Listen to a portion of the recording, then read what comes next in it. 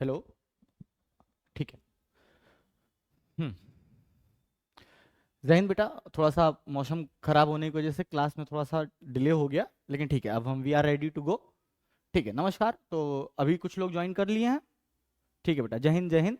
चलिए शुरू करते हैं। ठीक है, अब हमारी जो क्लास है ये पहली, ये होगी यूनिट एंड मेजरमेंट की। किसकी होगी? Unit and measurement. अच्छा, आप लोग पेन कॉपी निकाल कर बैठिएगा।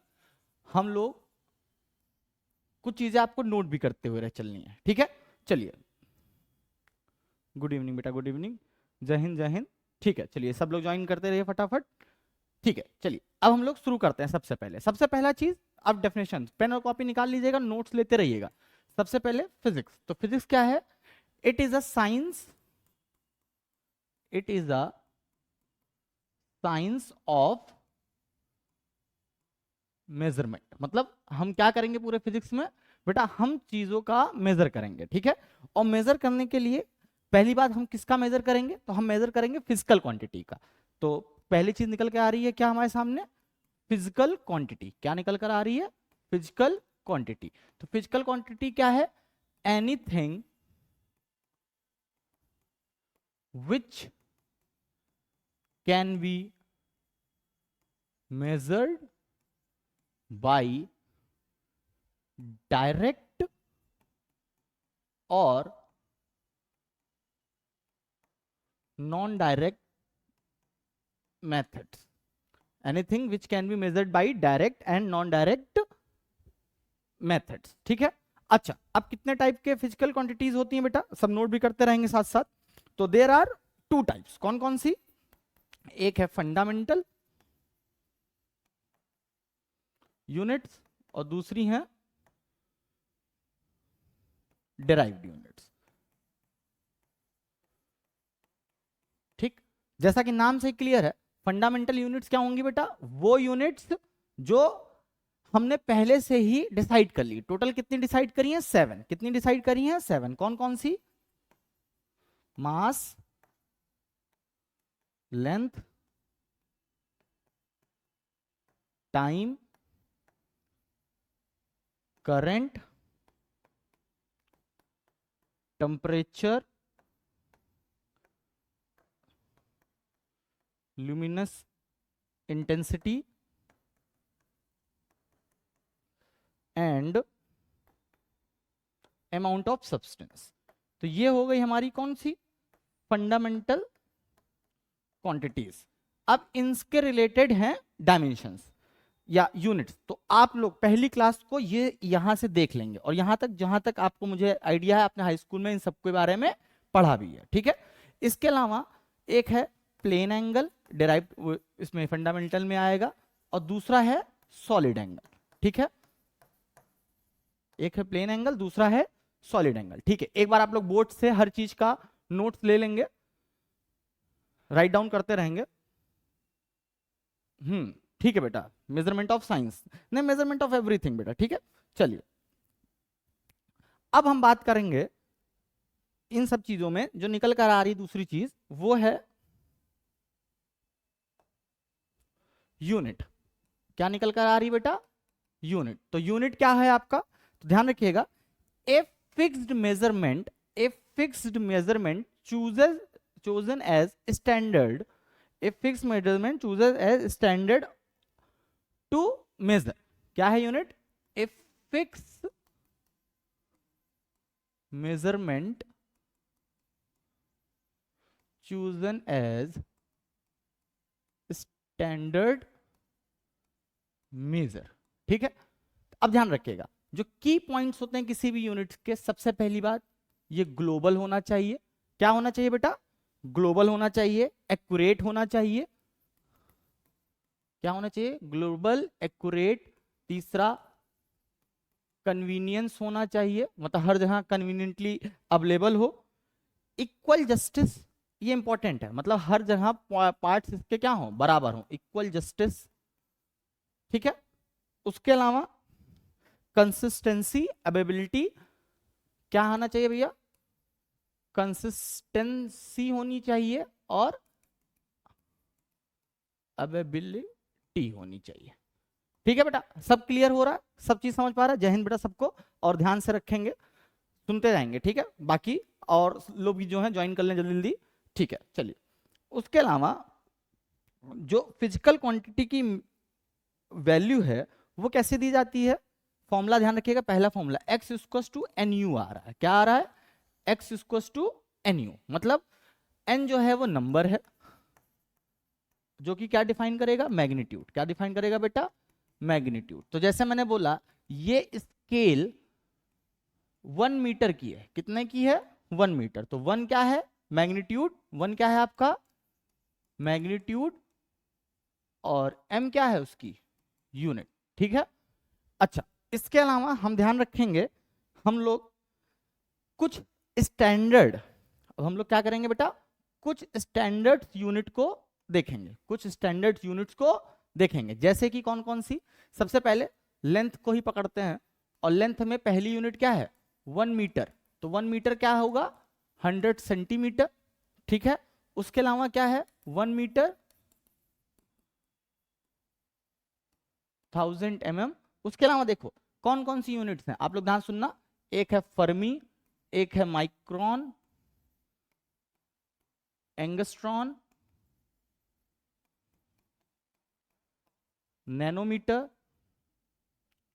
ठीक, अब ध्यान रखना ये चीज कंपटीशन के इंपॉर्टेंट रहेगा। जो फर्मी है ये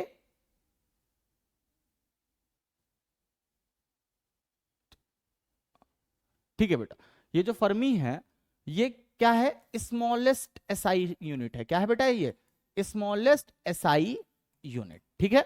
अब धीमे धीमे हम लोग इंपॉर्टेंट चीजों की तरफ बढ़ रहे हैं, हमारा जो शुरुआत का इंट्रोडक्शन टाइप का था वो हो जाएगा। ठीक है? चलिए अब ध्यान से देखते हैं अगला। अब यूनिट्स के हेल्प से जो हमारा आज का टॉपिक होने वाला है या बड़ा टॉपिक है वो हम लोग देखेंगे यूनिट के अंदर ही, डायमेंशनल एनालिसिस। जैसा कि मैंने आप लोग को कल उस दिन की क्लास में थोड़ा सा बताया था, आज हम लोग प्रॉपर इन चीजों का ध्यान देंगे। ठीक है? अच्छा, हाँ बेटा, ये 11th की फाउंडेशन क्लास है इसलिए हम लोग, लेकिन अभी ध्यान रखना फाउंडेशन है तो एकदम शुरुआत से शुरू करेंगे। और अभी ध्यान रखिएगा, अब पहला टॉपिक आपके सामने बड़ा आने जा रहा है। ठीक है? चलिए देखते हैं ध्यान से। ठीक है, आते हैं। सबसे पहले समझते हैं कि डायमेंशन क्या होता है। तो डेफिनेशन क्लियर से लिख लेंगे आप लोग। जो डायमेंशन है क्या है? It is the power of physical quantities to make a derived physical quantity. It is the power of physical quantity to make a derived या physical quantity. ठीक है? अब इस पे मैंने जो पहली क्लास आप लोग पीछे जाके देख सकते हैं, वहां पे जो बात हुआ था वो किस चीज की बात हुआ था? ऑनलाइन क्लास कब कब चलता है सर? बेटा नमन, जो भी है ध्यान से 9 बजे से स्टार्ट होगा और 11 तक आप देखते रहेगा, शेड्यूल मिलता रहेगा। ठीक है? चलिए अब ध्यान से सुनना। जो डायमेंशंस थे वो ये थोड़ा सा पीछे भी वाली बात कल की बात हो रही है, मैं 3 ही पकड़ के ले रहा हूं, आप ध्यान से रखिएगा। मास, लेंथ और टाइम। मास की यूनिट जो है वो है आपका किलोग्राम, लेंथ की यूनिट है मीटर, और टाइम की यूनिट है सेकेंड। क्या है? मास का किलोग्राम, लेंथ का मीटर, टाइम का सेकेंड। ठीक, अब हम लोग डायमेंशन लिखना सीखेंगे। ठीक है? तो कैसे लिखेंगे? कोई भी लेंथ है तो जिसकी यूनिट क्या हो? मीटर हो। किसकी यूनिट क्या हो बेटा? मीटर। तो उसका जो डायमेंशन होगा एल। ठीक, एरिया है तो उसका dimension unit metre square, dimension L2। अगर वॉल्यूम है तो यूनिट क्या है उसकी? मीटर क्यूब, और डायमेंशन कितना? L3। 1 2 3 मैं क्यों बोल रहा हूं? इसके बारे में पिछली क्लास में बात हो चुकी है, तो एक बार उसको देख लेंगे। क्यों? क्योंकि ये हमें ये बताता है कि L का मतलब है कि लेंथ क्या है? एक ऐसी फिजिकल क्वांटिटी है। फिर वो देखो लेंथ किसी भी तरह की हो सकती है, वो लंबाई, चौड़ाई, ऊंचाई, गहराई, मोटाई, कुछ भी हो सकती है। तो उन सब की यूनिट क्या है? मीटर। तो उन सब का जो डायमेंशन है वो कितना होगा बेटा? L। क्लियर?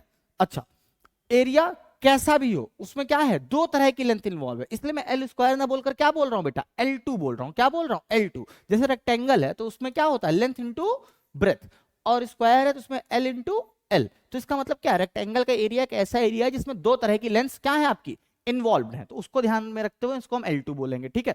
अब हम आते हैं अपने डायमेंशनल एनालिसिस के ऊपर। अब ध्यान से रखिएगा, ये स्लाइड हम लोग ध्यान रखेंगे, स्लाइड नंबर 5। यहां पर हम लोग की पॉइंट्स लिखते जाएंगे और लास्ट में देखेंगे कि क्या क्या निकल कर आ रहा है।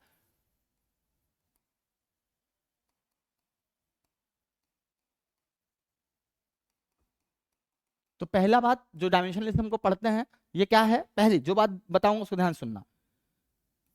It can not tell us about constant.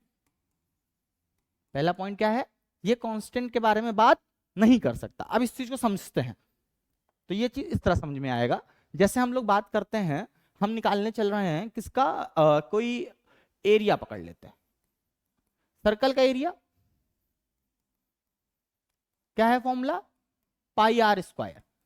तो इसका पाई की कोई यहां पर जरूरत नहीं है, हम सिर्फ और सिर्फ किस पे सॉल्व करेंगे, आर स्क्वायर पे। किस पे सॉल्व करेंगे बेटा, आर स्क्वायर पे। तो इसका मतलब क्या होगा, मीटर स्क्वायर। तो इसका डायमेंशन L2। या एनर्जी का फॉर्मूला, एनर्जी में कौन सी, काइनेटिक। कौन सी देखते हैं, काइनेटिक एनर्जी। काइनेटिक एनर्जी हम देखेंगे अगर, तो काइनेटिक एनर्जी का फॉर्मूला क्या है, हाफ mb स्क्वायर। क्या है काइनेटिक एनर्जी का फॉर्मूला बेटा, half mb square. Half mb square का मतलब जो मैंने बताया, कांस्टेंट से कोई मतलब नहीं, तो सिर्फ और सिर्फ क्या बचेगा, mv स्क्वायर। मास क्या होता है, किलोग्राम, वेलोसिटी मीटर पर सेकंड, तो इसका स्क्वायर है तो मीटर पर सेकंड का स्क्वायर। किलोग्राम से क्या निकल कर आया, m, मीटर से L, उस पर स्क्वायर लगा है, टाइम से T, उस पर स्क्वायर लगा है, तो क्या बनकर आ गया इसका, mL2T-2। ठीक है। अच्छा, इसी तरीके से अब आप लोग बताइए, वॉल्यूम ऑफ सिलेंडर, इसका क्या होगा, पाई आर स्क्वायर एच। तो इसका डायमेंशन आप लोग बताएंगे जल्दी से, ठीक है, जल्दी से बताएं इसका क्या होगा। आवाज धीमे, अब ठीक आ रहा है सही से, विवेक पाठक बेटा अब आवाज क्लियर है। चलिए अब जल्दी से बताइए इसका, इसका आंसर क्या हो सकता है। बेटा साहिल आंसर बताने की कोशिश करो इसका, जितने लोग भी उस चीज को हैं। जहीन बेटा आप लोग आए और जल्दी जल्दी इसका आंसर करें। तो कोई आंसर दे पाएगा इस चीज का कि कितने, इसके वैल्यू कितनी होगी।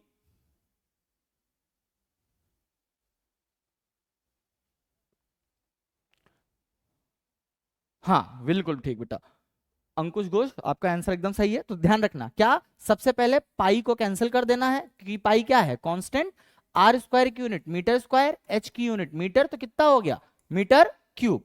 तो इसका डायमेंशन कितना आ गया, L3। ठीक है, तो हम लोग का एक पॉइंट क्लियर हुआ, कौन सा, कि it can not tell about the constant. Clear. दूसरा पॉइंट देखने आते हैं हम लोग अब। अच्छा दूसरा पॉइंट पहले देखते हैं क्या है, second point, it can not differentiate between scalar and physical quantities. It cannot differentiate between scalar and physical quantities. ठीक है, अब चलिए देखते हैं ध्यान से।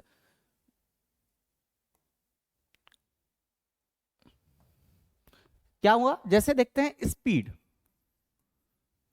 डिस्टेंस, स्पीड क्या होता है, डिस्टेंस अपॉन टाइम, और डिस्टेंस क्या है, मीटर। तो मीटर का क्या होगा बेटा, डायमेंशन L, और डिस्टेंस अपॉन टाइम का L/T। तो कितना हो गया, LT-1 L। अब इसी के पैरेलल देखिए आप लोग, स्पीड के सामने कौन लिख रहा हूं मैं, वेलोसिटी, और डिस्टेंस के सामने डिस्प्लेसमेंट। स्पीड के सामने वेलोसिटी और डिस्टेंस के सामने डिस्प्लेसमेंट। अब वेलोसिटी का फॉर्मूला क्या है, डिस्प्लेसमेंट अपॉन टाइम। वेलोसिटी का फॉर्मूला क्या है बेटा, डिस्प्लेसमेंट अपॉन टाइम, और डिस्प्लेसमेंट मीटर ही है तो एल, तो वेलोसिटी भी कितनी आई, एल टी माइनस वन। अब ध्यान से देखिए, क्या मैं एल टी माइनस वन और एल टी माइनस वन या एल देखकर इस चीज को पता कर सकता हूं कि हम जो है ये स्पीड की बात हो रही है या वेलोसिटी की बात हो रही है, ये सी पता हो पाएगा? हाँ बेटा, नमन, रितेश, सिद्धार्थ, दिव्यांशु कुमार, आप सबका आंसर ठीक है। अब इस पे ध्यान से देखते हैं बेटा। नमन, स्पीड का एल टी माइनस वन कैसे आएगा? ध्यान से देखो, स्पीड का फॉर्मूला है डिस्टेंस अपॉन टाइम। क्या है स्पीड का formula? Distance upon time. Distance की यूनिट क्या है? मीटर, टाइम की सेकेंड। तो मीटर का कितना होगा? एल, और टाइम का कितना होगा? टी। तो कितना हो गया? L T minus one. Clear हुआ? समीर, राइट क्लियरली बेटा। थोड़ा सा ध्यान देंगे और बाकी मैं सीधा लिखता हूं, ठीक है? अच्छा, स्पीड और वेलोसिटी में क्लियर हुआ ये चीज, बाकी इसके पीडीएफ मिलेंगे आप लोग को। डिस्टेंस और, लेकिन हाँ पेन चलाते रहना, मैं आपकी बात समझ रहा हूँ, एकदम क्लियर लिखूंगा, आपसे ध्यान दीजिएगा, ठीक है? डिस्टेंस अपॉन टाइम, क्लियर है? तो हमें क्या पता चला कि हम सिर्फ एंड रिजल्ट देखकर, क्या एंड रिजल्ट देखकर हम ये नहीं समझ पाएंगे कि कोई फिजिकल क्वांटिटी स्केलर है कि वेक्टर। जैसे ये दोनों क्या है बेटा? स्केलर है। क्या है ये दोनों? स्केलर। और ये दोनों क्या है? वेक्टर। लेकिन मैं एंड रिजल्ट देखकर ये नहीं समझ पाऊंगा कि ये स्केलर है कि वेक्टर। तो ये दूसरी बात हो गई किसकी? आपके डायमेंशन एनालिसिस की। अब तीसरी बात, फिर से हम लोग वहां चलते हैं अपने पॉइंट पे, पेज नंबर ये, ठीक है? चलिए थर्ड वाला देखते हैं क्या करता है। अच्छा, जब इतनी कमियां हैं तो हम लोग पढ़ क्यों रहे हैं? तो अब देखते हैं क्या जरूरत है। तो तीसरा बहुत इंपॉर्टेंट पॉइंट है, इसको ध्यान से समझिएगा बेटा, ठीक है? क्या करता है? It check the correctness of equation. अब बेटा पढ़ने में आ रहा है क्या है? It checks the correctness of equation. अब ये बहुत इंपॉर्टेंट पॉइंट है, ध्यान रखिएगा। आपका एनडीए में, नीट में, सीयूटी में, जेई में इस पॉइंट से क्वेश्चन उठेगा। धीमे धीमे हम लोग फिजिक्स के अच्छे पोर्शंस की तरफ बढ़ रहे हैं। इंट्रोडक्शन पार्ट हमारा खत्म हो रहा है और अब इंपॉर्टेंट पार्ट हमारा धीमे धीमे शुरू हो रहा है, ठीक है? क्या है? It checks the correctness of equation. इसको एक नाम से हम और जानेंगे बेटा, उसको हम लोग बोलेंगे होमोजेनिटी प्रिंसिपल। क्या बोलेंगे? Homogeneity principle. तो ध्यान रखिएगा, ये इंपॉर्टेंट है। अब हम लोग इसके बारे में ही पढ़ने चलेंगे, ठीक है?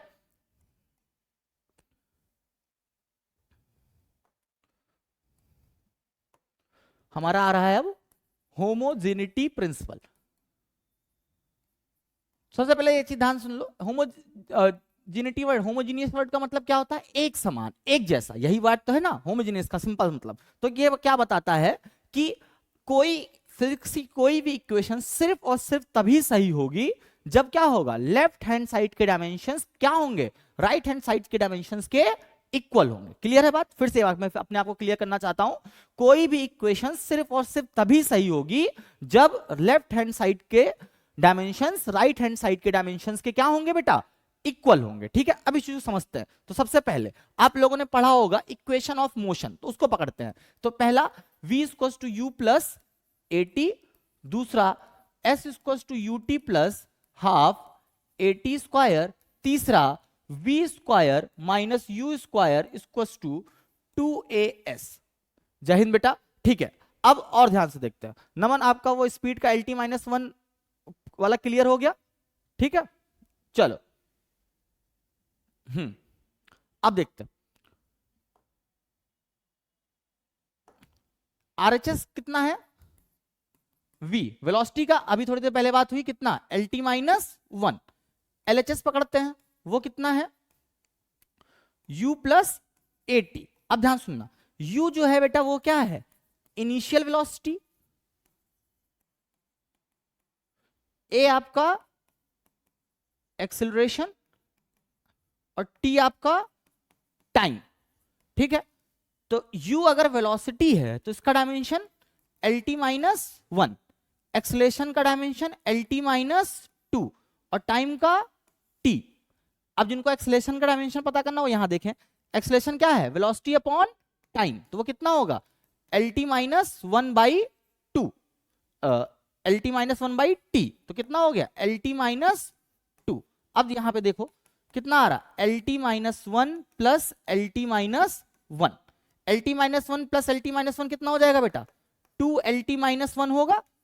और अभी पहला पॉइंट याद करिए, मैंने आपसे क्या बताया था कि डायमेंशन में कांस्टेंट की बात नहीं हो सकती, तो 2 से कोई मतलब नहीं, तो कितना आ गया, LT-1।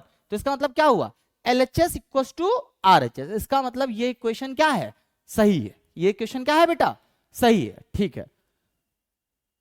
LHS भी होगा, हाँ LHS और RHS दोनों ध्यान से देखना पड़ेगा, ठीक है। LHS क्या होगा बेटा, V, ये अपना देखते रहो, आ गया।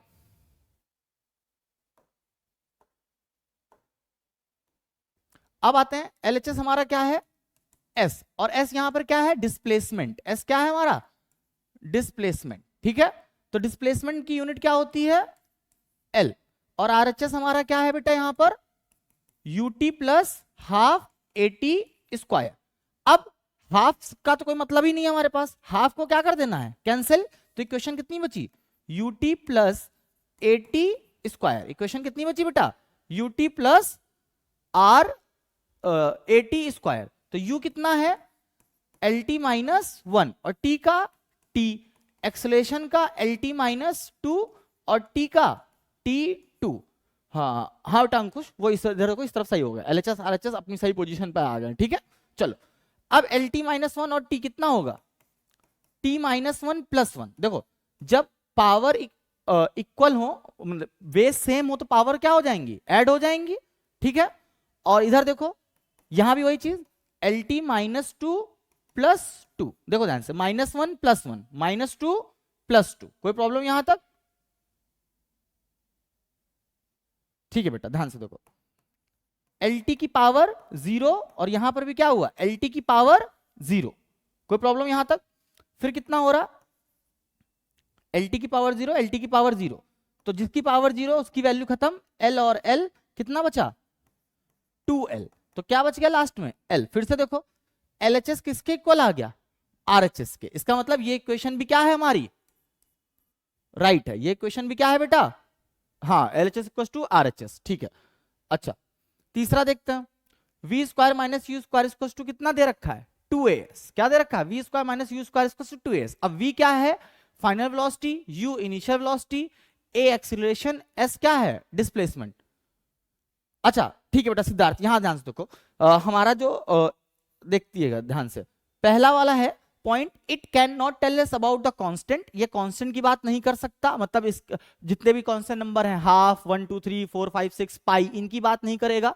It can not differentiate between scalar and physical quantities, मतलब इसके लिए वेलोसिटी और स्पीड एक ही है, डिस्टेंस और डिस्प्लेसमेंट एक ही है। कहने का मतलब क्या, जिनमें एक जैसी फिजिकल क्वांटिटीज यूज होंगी, वो सारे फिजिकल टर्म्स एक ही जैसे डायमेंशन में क्रिएट किए जाएंगे। तीसरा क्या कह रहा है, it checks the correctness of equation, मतलब अगर कोई इक्वेशन सिर्फ और सिर्फ तभी सही होगा जब LHS किसके इक्वल होगा, RHS के। अब हम लोग इस चीज को प्रूव करके देखते हैं।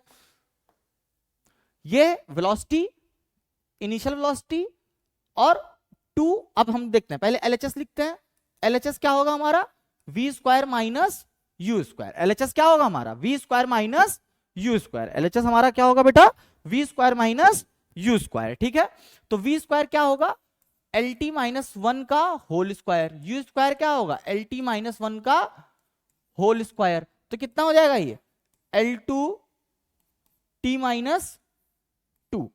Minus L2T-2। अब देखना बेटा, गाड़ी जल्दी नहीं लेके चलना, यहां पे गलत मत कर देना कि L2T-2 L2T-2 कट गया 0।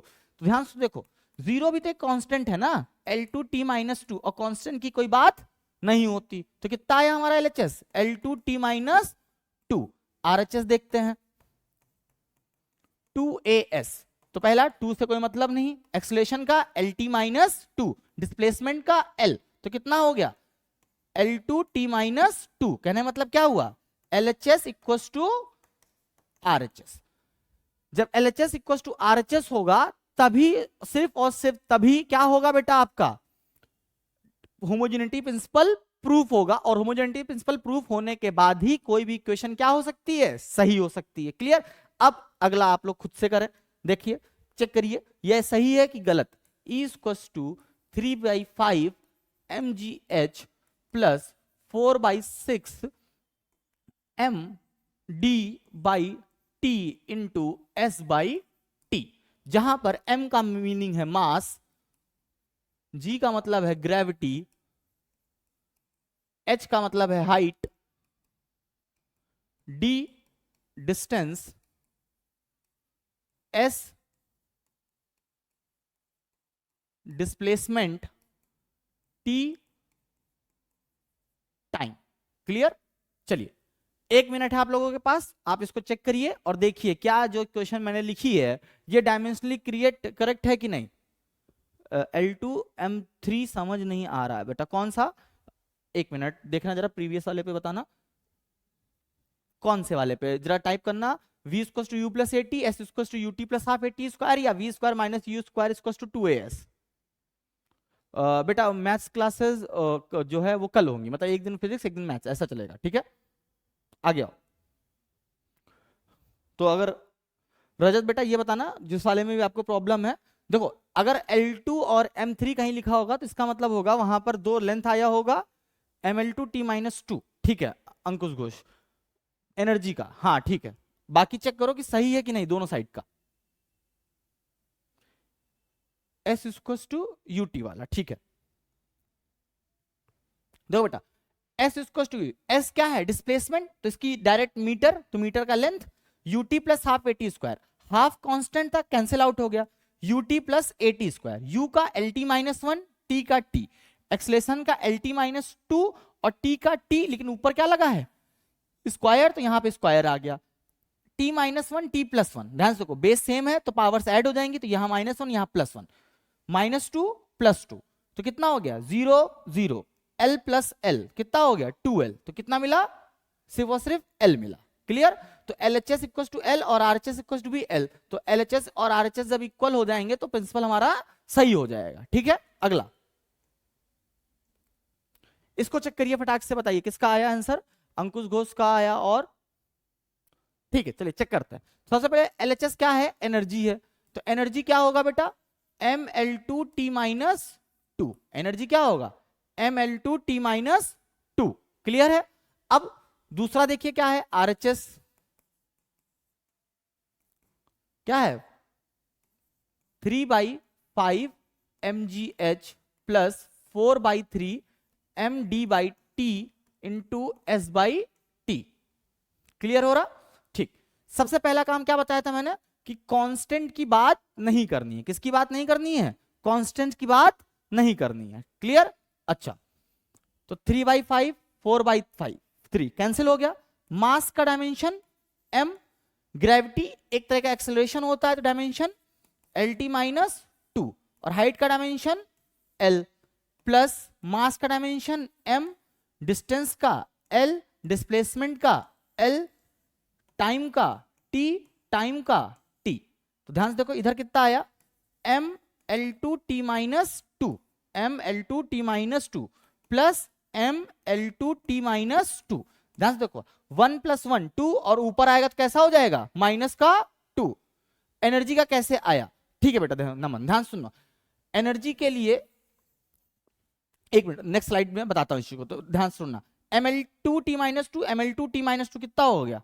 2 ML2 T-2, तो 2 फिर से घटा, कांस्टेंट है, कितना बचा? ML2 T-2। क्लियर? तो LHS इक्वल टू RHS हो गया, ठीक है? चलिए अब हम अपने नेक्स्ट स्लाइड में क्या करते हैं, कुछ डायमेंशंस निकाल लेते हैं। वैसे डायमेंशन की सीट्स आपको मिलेगी, लेकिन हम कुछ जो फेमस डायमेंशंस हैं उनको निकाल लेते हैं। जैसे नमन आपको कौन सा था? एनर्जी का। तो ध्यान सुनना, सबसे पहले डिस्टेंस या डिस्प्लेसमेंट का कितना आया था? L। स्पीड या वेलोसिटी का कितना आया बेटा? LT-1। एक्सेलरेशन का कितना आया? LT-2। अब देखो फोर्स, फॉर्मूला फोर्स का F equal to ma, m का m, एक्सेलरेशन का LT-2, तो कितना हो गया? MLT-2। वर्क क्या होता है? फोर्स इंटू डिस्प्लेसमेंट, तो फोर्स का कितना निकल कर आया? MLT-2, डिस्प्लेसमेंट का L कितना हो गया? ML2 T-2। ठीक। वर्क ही क्या होता है आपका? एनर्जी। वर्क क्या होता है? एनर्जी। तो एनर्जी का कितना आया ml2t-2। तो नमन बेटा अब क्लियर हुआ? नोट नहीं ले पा रहे बेटा, देखो जिस भी उसका नोट नहीं ले पाओगे पहले तो स्क्रीनशॉट ले लिया करो, वैसे पेन चलाते रहो, बाकी जिसका भी नोट ना ले पाए आप बताइएगा, तो मैं आपको वो पेज को स्लाइड ओपन कर दिया करूंगा, हर स्लाइड सेव है आपके लिए, ठीक? तो उसका टेंशन ना लीजिए, बाकी जहां पे भी दिक्कत हो पूछते रहना, ठीक है? अब नमन एनर्जी का हो गया, इसी तरह एक और देख लेते हैं, टॉर्क क्या होता है? Force into perpendicular distance, force का कितना mlt-2, तो परपेंडिकुलर का L तो कितना हो गया ml2t-2, ठीक है? इसके अलावा और भी बहुत सारे होंगे तो हमको ध्यान रखना है, क्लियर है? अभी जैसे जैसे आते जाएंगे हम अपनी स्लाइड्स में उनको करते जाएंगे। अभी एक जगह एक और कर लेते हैं, काइनेटिक एनर्जी हाफ mv², क्या है हाफ mv², m का m वेलोसिटी का lt-1 का स्क्वायर, तो कितना हो जाएगा ये ml2t-2, ml2t-2, क्लियर है यहां तक? ठीक है, अब अगला देखते हैं। हाँ बेटा इसका भी पीडीएफ मिल जाएगा, परेशान ना होइएगा, ठीक है? लेकिन नोट बिना पेन के लिए नहीं बैठना, समझाया जाए ये चीज। चलो अब देखते हैं अगला, हम किसकी बात कर सकते हैं? हम बात कर लेते हैं मोमेंटम की। किसकी बात कर लेते हैं? मोमेंटम। तो मोमेंटम क्या होता है? P equals to mv, P equals to mv, तो m का m वेलोसिटी का lt-1, तो कितना हो गया mlt-1, वेलोसिटी का mlt-1, क्लियर है यहां तक? ठीक है, हाँ बेटा देखो ये चीज क्लियर हुआ। इस चीज को चलो हम लोग यहां पे पॉइंट में समझ ही लेते हैं, अपने फोर्थ पॉइंट बना लेते हैं। देखो same physical quantities will have same dimensions, एक जैसी फिजिकल क्वांटिटीज क्या होंगे, उन सबका डायमेंशन क्या होगा? इक्वल होगा, ठीक है? चलो अब आगे आते हैं, ठीक? अब पांचवा और सबसे इंपॉर्टेंट पॉइंट, अब ये वाला पोर्शन थोड़ा सा टफ भी पड़ेगा, लेकिन सबसे ज्यादा ध्यान आपको इसी वाले पोर्शन पे लगाना है, ठीक है? चलिए अब देखते हैं ध्यान से बेटा, पांचवा सबसे इंपॉर्टेंट पॉइंट क्या है? ये बताएगा आपको it establish relation between unknown physical quantities. पांचवा वाला पॉइंट क्या है? It establish relation between unknown physical quantities, मतलब ये जितनी भी कोई इक्वेशन, मतलब कोई नई इक्वेशन जो बनती होगी बेटा, वो कैसा होगा? हाँ बेटा अभी इसका देखते हैं, ठीक है बेटा? देखो मैं आपको सरफेस टेंशन और एंगुलर मोमेंटम बता रहा हूं। एंगुलर मोमेंटम का फॉर्मूला लिखो, L इक्वल्स टू mvr, और सरफेस टेंशन निकालो, फोर्स, टेंशन एक तरह का फोर्स, और फोर्स अपॉन लेंथ इसका निकालिए, जो आ रहा बताइए, क्या नाम है आपका? आदित्य धंगर, ठीक है? चलिए अभी जितने भी एंगल वाले हैं वो एक साथ बताएंगे, अभी थोड़ा वेट करते हैं, अभी होता रहेगा, ठीक है? चलिए it's establish relation between unknown physical quantities, ठीक है? चलिए पहले एक काम करते हैं, एंगल वाला ही आप लोग का क्लियर कर देते हैं, ठीक है? तो डायमेंशंस ऑफ, सबसे पहले देखो एंगल क्या होता है?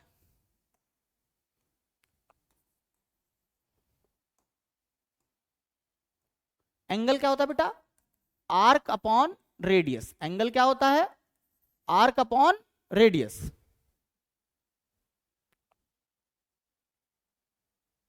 बेटा एनडीए के लिए भी सबसे बेस्ट रहेगा, आप करते रहिए क्लास, बाकी एनडीए की क्लासेस कल भी शेड्यूल है तो उनको आप देख सकते हैं, ठीक है? देखिए एंगल क्या होता है बेटा? आर्क अपॉन रेडियस, ठीक? जैसे ये एक सर्कल है तो जिसमें एंगल फॉर्म हुआ वो क्या है? ये आर्क अपॉन रेडियस, तो आर्क भी एक तरीके की लेंथ है और रेडियस भी एक तरीके का क्या है? लेंथ। तो एंगल कैसा निकल कर आया? 1, मतलब एंगल क्या निकल कर आया? डायमेंशनलेस। क्या निकल कर आया बेटा? डायमेंशनलेस। और यही होता है हमारा एंगुलर डिस्प्लेसमेंट। क्या होता है? Angular displacement. क्या है ये? Angular displacement. तो ये भी क्या है? डायमेंशनलेस। क्या है एंगुलर डिस्प्लेसमेंट? डायमेंशनलेस। डिस्प्लेसमेंट के बाद क्या होगा बेटा? वेलोसिटी। क्या आएगी? Angular velocity. तो एंगुलर वेलोसिटी क्या होगी? Angular displacement upon time. Angular displacement कैसा? डायमेंशनलेस, और टाइम का टी। तो एंगुलर वेलोसिटी कितना आ गया आपका? t-1। ठीक है। अब एंगुलर वेलोसिटी के बाद क्या आता है? Angular momentum. क्या आता है? Angular momentum. Angular momentum L equals to mv/r। m का, m वेलोसिटी का, LT-1, r का l, तो कितना हो गया? mL2T-1। तो अंकुश बेटा आपका ये वाला हो गया एंगुलर मोमेंटम वाला। और भी tension, surface tension, force, surface energy, tidal energy, इन सब का जो थोड़े से अलग है, जैसे एनर्जी का मैंने आपसे बताया mL2T-2, लेकिन उसमें कुछ एनर्जीज ऐसी हैं उनका थोड़ा सा अलग रहेगा, उन सबको एक साथ कराएंगे। ठीक है। अच्छा, एंगुलर मोमेंटम हो गया, ये वाला पॉइंट क्लियर हुआ, समझ में आया?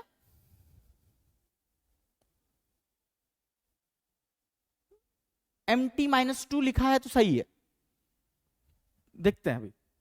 अच्छा, एक बार और बेटा, जितने लोग ज्वाइन किए हैं जरा वो बता दो, उसमें से इनको किसी उसमें दिक्कत तो नहीं?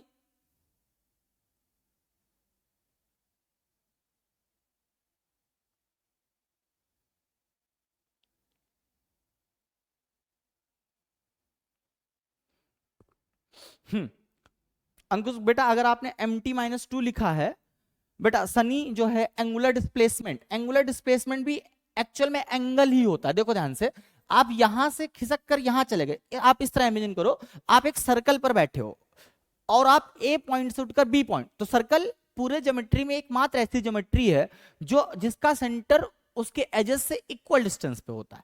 तो आप पूरे सर्कुलर पाथ पे कहीं पे भी जाओगे तो आपकी डिस्टेंस में कोई चेंज नहीं आएगा, तो सिर्फ चेंज किस में आएगा?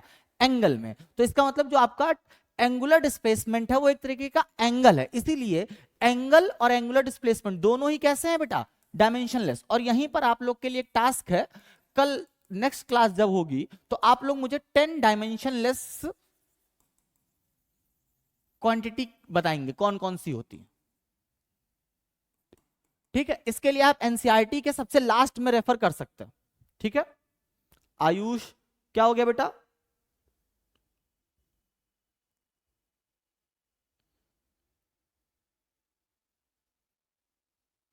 हिंदी में? ठीक है बेटा, हो जाएगा। और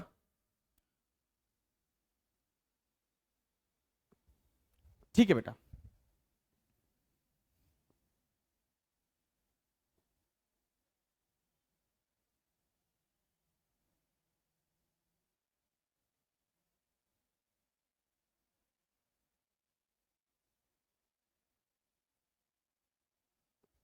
ठीक है, चलिए अब आते हैं। अब हम लोग अपने फिर से इंपॉर्टेंट उस पर वापस आते हैं। पहले पेज नंबर 5 हम लोग देखेंगे अपना, क्योंकि इसी को हम लोग इंपॉर्टेंट बना रहे हैं। क्या बता रहा? It establish relation between unknown physical quantities. अब ये बहुत इंपॉर्टेंट है तो इसको थोड़ा ध्यान से देखेंगे, इसमें हमारा थोड़ा सा टाइम भी लगेगा। ठीक है, तो एकदम चीज है। अच्छा, एंगुलर मोमेंटम, ठीक है बेटा ध्यान से देखो, एंगुलर मोमेंटम, ये रहा angular momentum.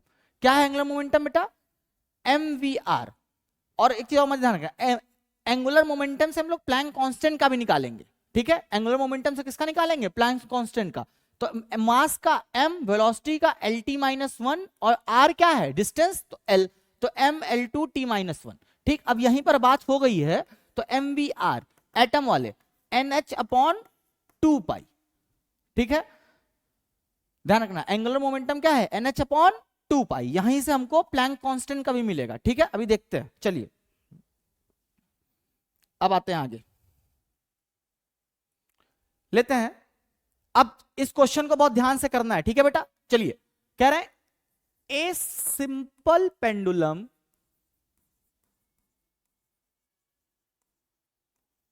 Of mass m attached by a string of length L. A simple pendulum of mass m attached by a string of length L is suspended into the gravity, is suspended into the gravity. A simple pendulum of mass m attached by a string of length L is suspended into gravity. Find out the expression for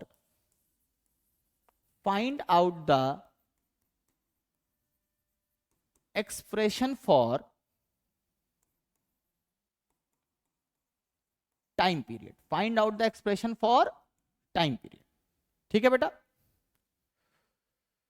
ठीक है बेटा, ध्यान से देखना.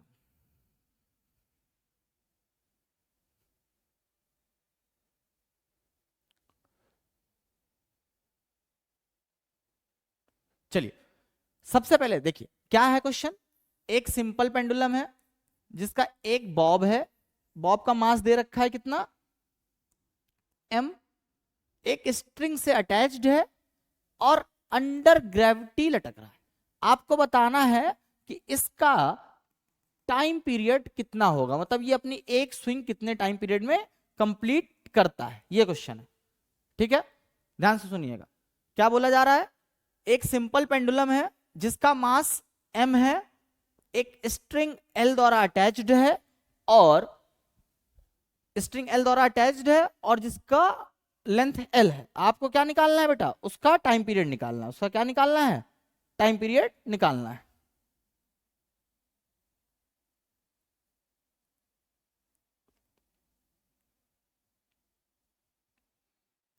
ठीक है, चलिए शुरू करते हैं. सबसे पहले देखो, अब थोड़ा सा फिजिक्स को और अच्छे से समझते हैं. हाँ, पहले देखो हमारे सामने क्वेश्चन है कि जो जो चीज है, तो हमने बोला जो टाइम पीरियड है बेटा वो डिपेंड करेगा मास पर, टाइम पीरियड है वो डिपेंड करेगा लेंथ पर, और टाइम पीरियड जो है वो डिपेंड करेगा ग्रेविटी पे. क्या बोला बेटा, जो हमारा टाइम पीरियड है वो क्या करेगा, डिपेंड करेगा मास पर, डिपेंड करेगा लेंथ पर और डिपेंड करेगा ग्रेविटी पर. क्लियर है यहां तक बात, ठीक है. अच्छा, अब जो मास, लेंथ और ग्रेविटी, अब ध्यान सुनना, जब भी हमें इस तरह का क्वेश्चन कोई करना होगा तो हम कुछ चीजों का ध्यान बहुत ज्यादा रखेंगे. जैसे मैंने आपको पहली क्लास में आप जाके देखेंगे तो उसमें मैंने बताया था कि मास, लेंथ और टाइम क्या है, आपके आधार कार्ड है.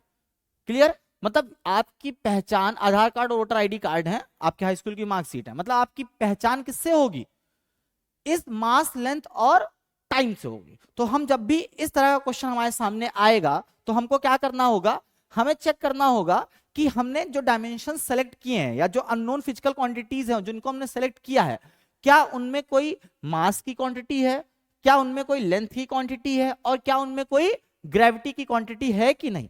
तो हमारा पहला टास्क क्या होगा, हम चेक करेंगे कि हमने जो भी अननोन फिजिकल क्वांटिटीज जनरेट की हैं उनमें से कोई मास की, लेंथ की और टाइम की है कि नहीं है. अगर उनमें से मास, लेंथ और टाइम की है तब हम आगे बढ़ेंगे. चेक कर लेते हैं.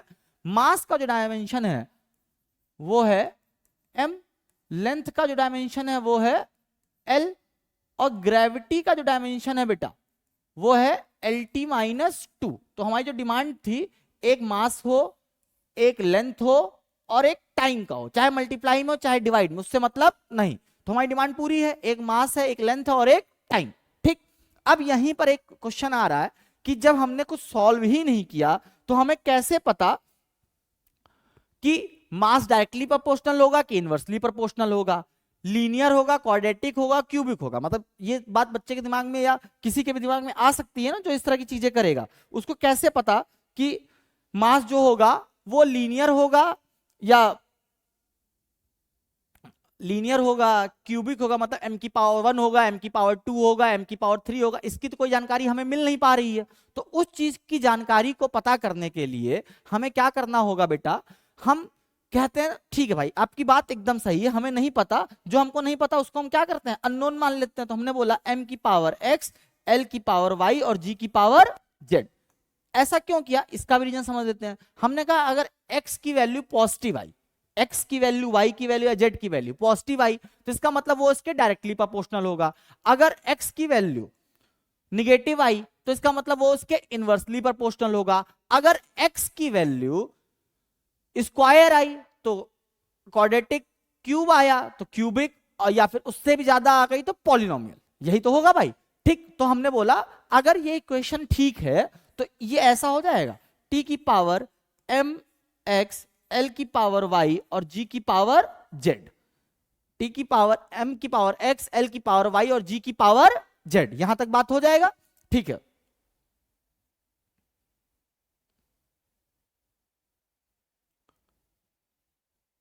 ठीक। अब देखिए, अब यहां पर हमको यूज करना पड़ेगा क्या, होमोजेनिटी प्रिंसिपल। क्या यूज करना पड़ेगा बेटा, होमोजेनिटी प्रिंसिपल। होमोजेनिटी प्रिंसिपल कैसे यूज करते हैं, हम बोलते हैं LHS equals to RHS dimension. तो एलएचएस पे क्या है आपके पास, टाइम, टाइम का डायमेंशन टी, तो उसको मैं m0 l0 t की पावर 1 लिख रहा हूं, m0 l0 t की पावर 1। फिर डायरेक्टली प्रोपोर्शनल टू मास का डायमेंशन कितना होगा, m, मास का डायमेंशन m, उसकी पावर x, लेंथ का dimension l, power y, g का dimension lt minus 2 power z, m0 l0 t की पावर 1, m की पावर x, l की पावर y और lt माइनस 2 की पावर z। क्लियर। अब ध्यान से देखो, इधर तो ऐसे रहेगा, इधर वाला चलाते हैं। ठीक, m x l y plus Z, जब बेस सेम हो तो पावर्स क्या हो जाएंगी, ऐड, और t की पावर माइनस 2z। इधर क्या है, m0 l0 और t की पावर 1। ठीक, अब हम क्या कर रहे हैं, कंपेयर कर रहे हैं पावर्स को। क्या कर रहे हैं बेटा, कंपेयरिंग पावर्स, पावर्स को हम क्या कर रहे हैं, कंपेयर कर रहे हैं। तो m की पावर 0 इक्वल्स टू m की पावर x, l की पावर 0 इक्वल्स टू l की पावर y प्लस जेड, या t की पावर 1 इक्वल्स टू t की पावर माइनस 2z। क्लियर हो रहा है यहां तक। क्या आया, m की पावर 0 इक्वल्स टू m की पावर x, l की power 0 equals to y plus z, या t की power 1 equals to minus 2z। यहां तक कोई दिक्कत। चलिए अब देखते हैं, यहां से कंपेयर जब करेंगे तो x इक्वल्स टू कितना आएगा 0, y plus z equals to 0, या minus 2z equals to 1, minus 2z equals to 1। Clear. तो अब ये देखो ध्यान से, z इक्वल्स टू कितना आ जाएगा, माइनस 1/2, यहां रखोगे y माइनस 1/2 इक्वल्स टू 0, तो y इक्वल्स टू 1/2। अब हमारे पास x की वैल्यू है, y की वैल्यू है और z की वैल्यू है। अब हम क्या करेंगे, इसको हम अपनी इक्वेशन, जो हमारी इक्वेशन थी t की पावर m की पावर x, l की पावर y और g की पावर z, इसको यहां पर पुट करेंगे। ठीक है, हमारी इक्वेशन क्या है बेटा, t directly proportional to m की पावर x, l की पावर y, g की पावर z। हाँ बेटा अभी देखते हैं। ठीक है, तो m की पावर x का मतलब क्या, m की पावर 0, l की पावर y का मतलब 1/2 और g की पावर माइनस 1/2। क्लियर है यहां तक। तो t की इसको डायरेक्टली प्रोपोर्शनल टू m की पावर 0, l की पावर 1/2 और g की पावर माइनस 1/2। क्लियर है। अच्छा, अब यहां से देखते हैं इस चीज को,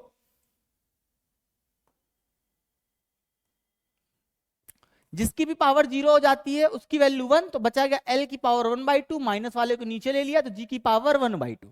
तो कितना हो गया, t directly proportional to l की power under root l by G. कोई प्रॉब्लम यहां तक। अब देखो ध्यान से बेटा, एक चीज और ध्यान से देखना, ये है डायमेंशनल फॉर्मूला। ये कौन सा फॉर्मूला है हमारा, डायमेंशनल फॉर्मूला। कौन सा फॉर्मूला है ये, dimensional formula.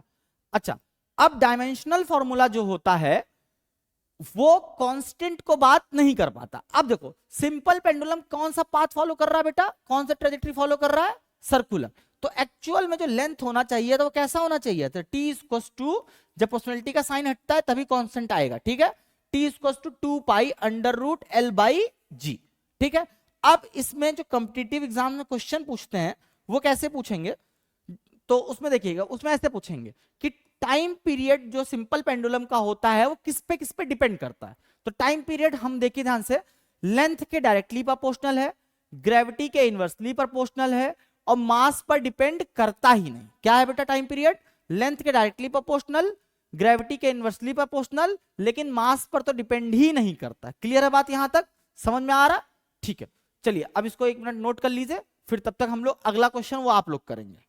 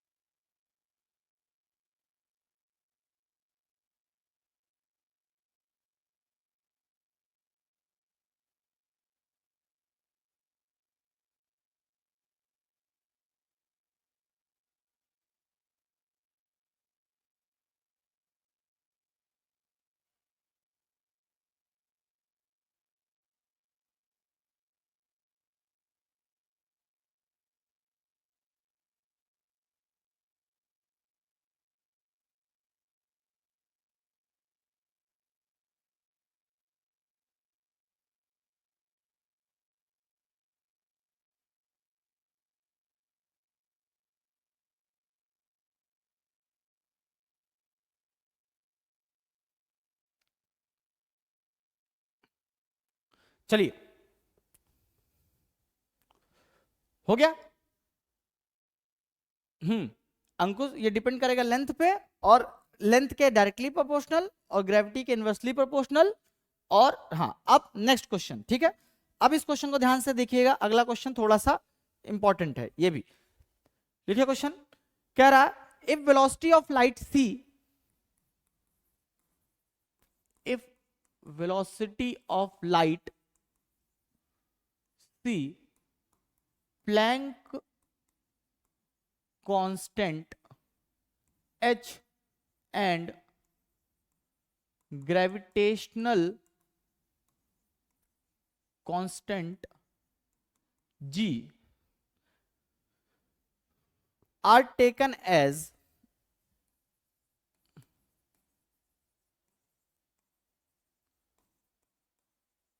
fundamental quantity, then express mass, length and time, then express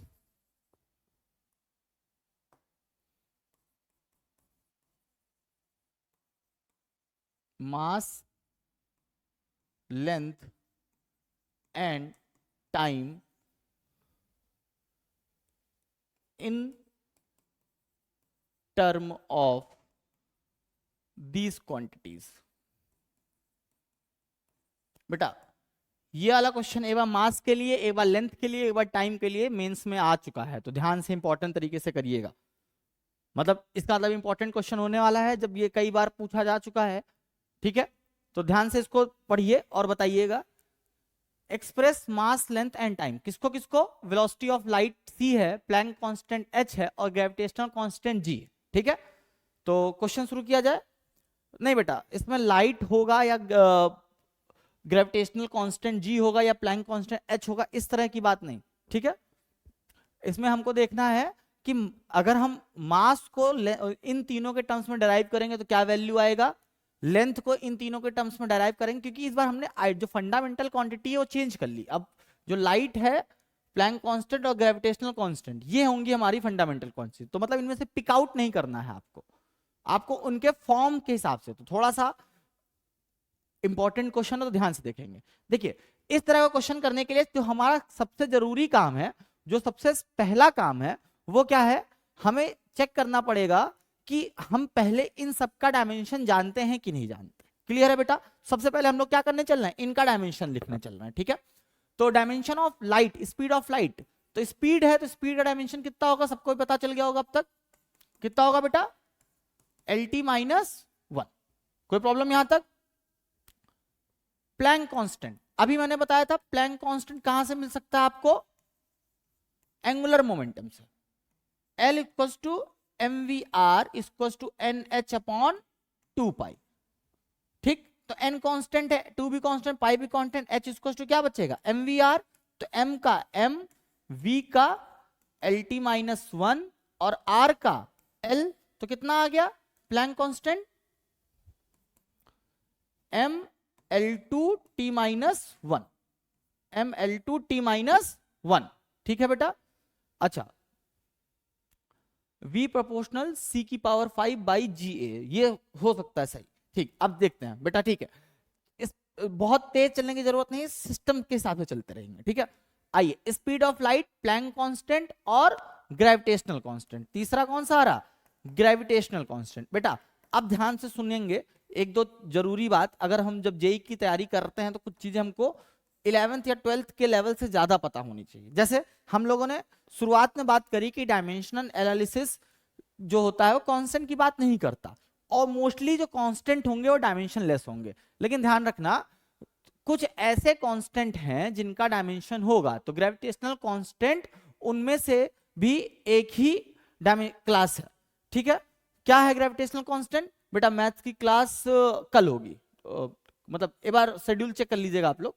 ठीक है, ग्रेविटेशनल कांस्टेंट क्या है? F equals to g m1 m2 by r square. तो G है वो क्या है आपका ग्रेविटेशनल कांस्टेंट, तो G कितना हो जाएगा बेटा F r square upon m1 m2। F क्या था? फोर्स था। फोर्स का dimension m l t minus 2, distance का l ऊपर स्क्वायर लगा तो L2 अपॉन मास का m, दूसरे मास का m, तो कितना हो जाएगा बेटा? एक m से m cancel, m minus 1 L3 t minus 2। अब हम आगे ले चलेंगे अपने इस क्वेश्चन को, ध्यान रखिएगा। Speed of light lt minus 1, Planck constant ml2 t minus 1 और gravitational constant mn m minus 1 L3 t minus 2। ठीक है, अब हम चलते हैं। सबसे पहले हम लोग एक्सप्रेस करेंगे मास के टर्म्स में। किसके टर्म में एक्सप्रेस करेंगे बेटा? मास के टर्म्स में। ठीक, तो मास का कितना m। अब फिर से वही काम जो किया था, हमने बोला जो मास है वो डायरेक्टली प्रोपोर्शनल होगा c की पावर x, h की पावर y और ग्रेविटेशनल कांस्टेंट g की पावर z। ठीक है, तो मास का डायमेंशन कितना होगा बेटा? मास का dimension m l0 t0। Speed of light lt minus 1 की पावर x। प्लैंक कांस्टेंट कितना आया था हमारा? ml2 t माइनस 1 कितना आया था? ml2 t माइनस 1 की पावर y। ठीक है, और gravitational constant m minus 1 L3 t minus 2, m minus 1 L3 t minus 2 की पावर z। क्लियर? अगला स्टेप क्या था हमारा? हम पावर को क्या कर रहे थे बेटा? कंपेयर कर रहे थे। पावर्स को क्या कर रहे थे बेटा? कंपेयर कर रहे थे। ठीक है, चलो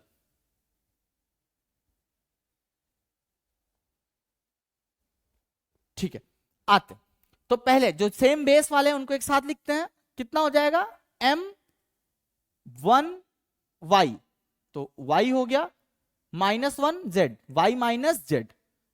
l वाला देखो 1 इंटू एक्स, एक्स 2y, तो plus 2y plus 3z।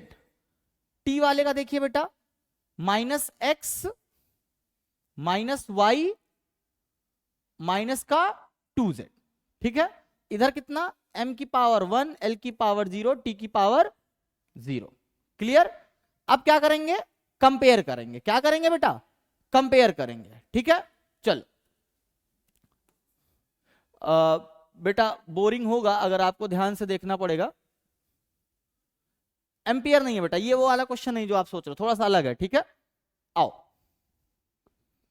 m की पावर 1, l की पावर 0, t की पावर 0।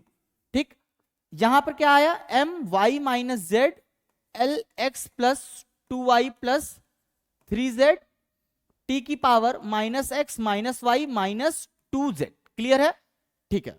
अच्छा, अब कितना होगा, m की पावर 1 किससे कंपेयर करोगे, m की power y minus Z, m की पावर 1 किससे कंपेयर करेगा, 1 y माइनस जेड से। उसके अलावा l की पावर 0 किससे कंपेयर होगा बेटा, l की power x plus 2y plus 3z से। इसके अलावा तीसरा t की पावर 0, t की power minus x minus Y minus 2z। Clear? चलिए अब ध्यान से देखते हैं ना।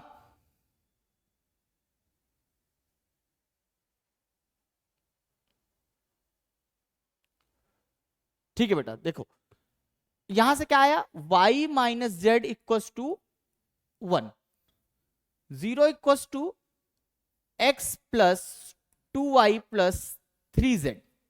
क्लियर? तीसरा देखते हैं, तीसरी क्वेश्चन, पहले इसको देख लेते हैं। यहां से y equal to 1 plus Z आ जाएगा यहां से, ठीक है। और यहां पर 0 equal to minus x minus Y minus 2z चल रहा है। ठीक है, अब हमको क्या करना है, सिर्फ एक्स वाई और जेड की क्या करोगे बेटा, वैल्यू पता करोगे, एक्स वाई जेड की वैल्यू पता करोगे और जो भी आएगी उस इक्वेशन में रखोगे। तो आप लोग के पास, हाँ हाँ बेटा, आपका क्लास 12th पहले 11th का कवर होगा, फिर 12th का होगा यहां पर, बाकी आप कैंपस में आएंगे दोनों हो जाएगा। चलिए इधर देखते हैं, अब इसको सॉल्व करिए आप लोग और जल्दी से आंसर बताइए। हाँ बेटा महिमा, अब देखो, अब ये क्लास थोड़ी सी बोरिंग होगी क्योंकि सीरियस क्लास है, अब इंस्टाग्राम की रील्स इंजॉयमेंट वाली होती हैं और वो ये है नहीं, तो थोड़ा सा ध्यान से देखते हुए काम करेंगे। ठीक है, चलिए। अब आप उम्मीद करोगे कि मैं यहाँ पर डांस करके दिखाऊंगा आपको, तो वो पॉसिबल नहीं है। चलिए आइए देखते हैं।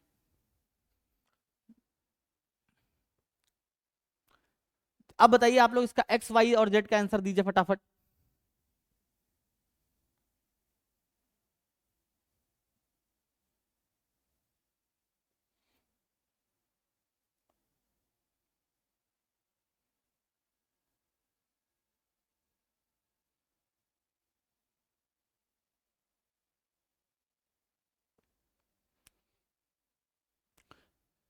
चलिए, अगर नहीं हो पा रहा तो ऊपर देखिए ध्यान से। हम क्या कर सकते हैं, तीन इक्वेशन है, तीन अननोन है, तो सॉल्व होगा। ठीक है, अब हम एक एक को चेंज करने की कोशिश करते हैं। ठीक है, अगर हम यहां से y की जगह 1 प्लस जेड रख दें तो कितना हो जाएगा, minus x minus 1 plus Z minus 2z। तो कितना हो जाएगा, minus x minus 1 minus Z minus 2z। तो ये हो जाएगा minus x minus 1 minus 3z, या x plus 1 equal to 3z, x plus 1 equal to 3z। ठीक है, अब हमारा सॉल्व होने वाला है।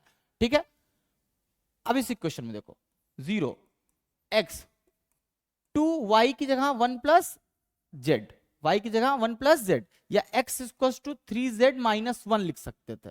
तो प्लस 3z, x की जगह 3z minus 1 plus 2 plus 2z plus 3z। तो देखते कितना हो जाएगा, 3 3 6 8 और 1 की जगह x प्लस 1 3z माइनस 1। ठीक, ये माइनस रहेगा, तो 3z से 3z कैंसिल, तो आ गया 1/2। कितना आ रहा बेटा, x आपका आ गया 1/2।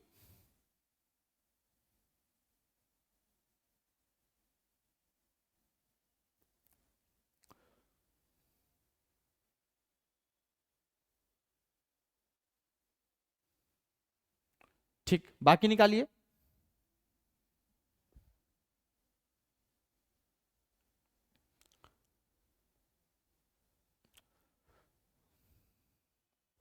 z भी कितना आएगा, 1/2, और z 1/2, तो y भी कितना आ जाएगा, 1 माइनस 1/2 y/2, ठीक। तो y/2 माइनस y/2 और x 1/2, ठीक है, ध्यान रखिएगा। x कितना 1/2, y 1/2 और z माइनस का 1/2। तो जो इक्वेशन बनेगी हमारी वो क्या बनेगी बेटा फाइनल इक्वेशन मास के लिए?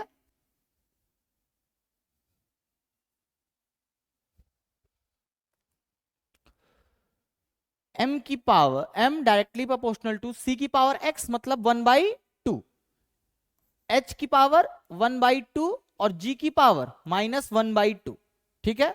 तो m directly proportional to under root c h by g. Clear है?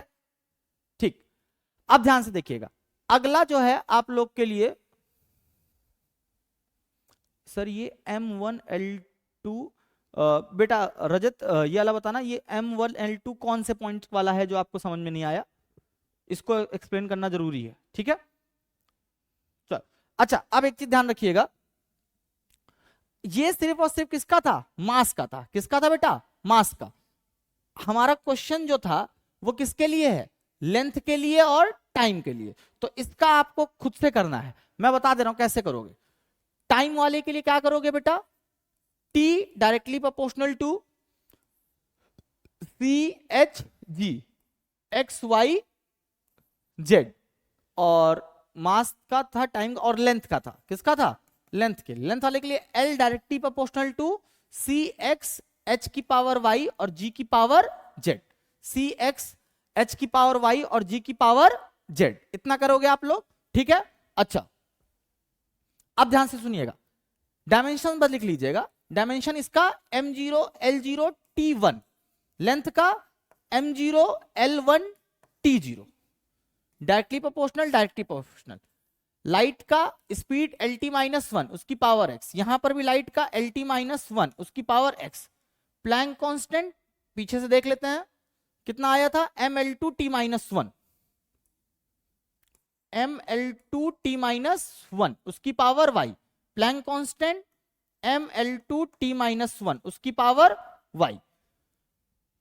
पीछे से फिर देखते हैं, gravitational constant m minus 1 l3 t minus 2, कितना? m minus 1 l3 t minus 2 उसकी power z, m minus 1 l3 t minus 2, ठीक है, z। अच्छा अब उसके अलावा कुछ की पॉइंट्स मैं आपको बता दे रहा हूं, ठीक है। अब ध्यान से सुनिएगा, ये इतना बात हुआ। अब देखो करना क्या है आप लोग का, और कल मैं इनका आंसर आपसे सबसे चाहूंगा, ठीक है।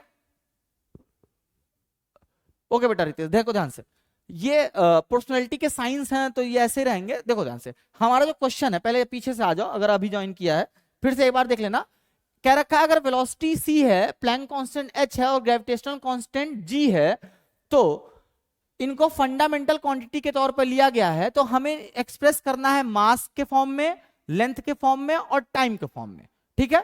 अब इनको एक्सप्रेस करने का जो तरीका क्या है कि पहले हम एक अननोन रिलेशन बनाएंगे, और सबसे पहले जो हमारा तरीका है कि हमको जो भी कांस्टेंट दिए हों उनका क्या पता होना चाहिए, डायमेंशन। तो उनके डायमेंशन हमने निकाल लिए। उसके बाद हमको क्या करना होता है, एक इक्वेशन फॉर्म करनी होती है जिसपे हमको वेरिएबल्स दिखाने होते हैं कि वो वेरिएबल्स कैसे किस तरह से एक दूसरे के साथ वर्क करेंगे, ठीक है। तो जैसे मास क्या था, डायरेक्टली प्रोपोर्शनल था लाइट के, प्लैंक कांस्टेंट और ग्रेविटी के। ऊपर हमने पावर लगा लिया एक्स वाई जेड, क्योंकि कोई भरोसा नहीं है कि जो हमारा आंसर आएगा वो कैसा होगा, डायरेक्टली प्रोपोर्शनल होगा कि इनवर्सली प्रोपोर्शनल होगा। तो उसके लिए हमने इस एक्स वाई और जेड को कर लिया कि लीनियर हो क्यूबिक हो, वो एक्स की वैल्यू हमको डिफाइन कर देगा।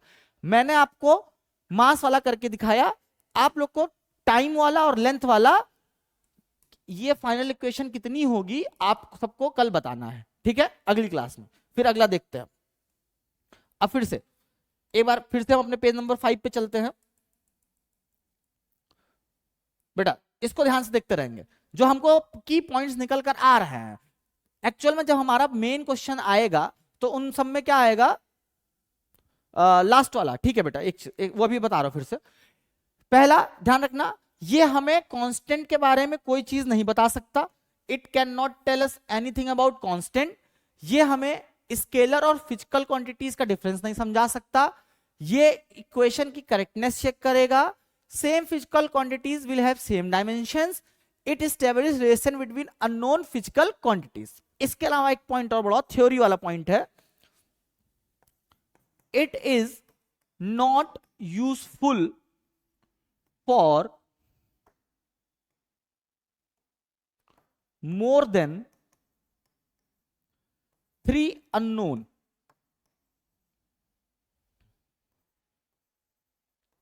relations. जैसे कोई ऐसी इक्वेशन है जिसमें 3 से ज्यादा फंडामेंटल फिजिकल क्वांटिटीज यूज हो रही हैं, तो डायमेंशन एनालिसिस का जो लेवल हम पढ़ रहे हैं वो हम यूज नहीं कर पाएंगे. क्लियर है बात? उसके अलावा ये हमारा लॉग पर, ट्रिगोनोमेट्रिक फंक्शंस पर,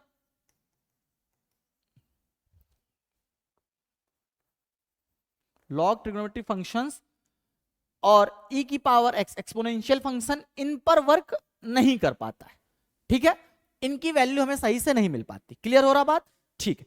अब हम चलिए, अब हम लोगों ने जो आज पढ़ा है, एक बार रितेश बेटा आप लास्ट वाला देख लो ध्यान से. लास्ट वाला देखो ध्यान से, ये आप अपने आप लिख सकते हो. टाइम जो है t डायरेक्टली प्रोपोर्शनल c की पावर x, h की पावर y, g की पावर z. और परेशान मत होइए, जो कोई भी आपका दिक्कत रहेगा वो क्या मिलेगा आपको, ये बेटा फिजिक्स का लैंग्वेज, इसमें ABCD ऐसे ही चलेगा. ठीक है, आगे आते हैं. ठीक, अब अगला क्वेश्चन. ठीक है, अच्छा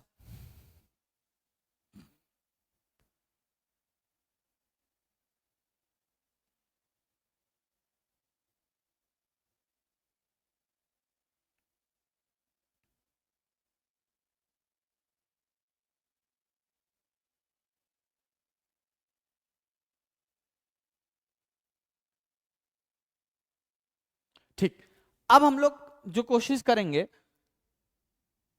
कुछ क्वेश्चंस करने की कोशिश करते हैं.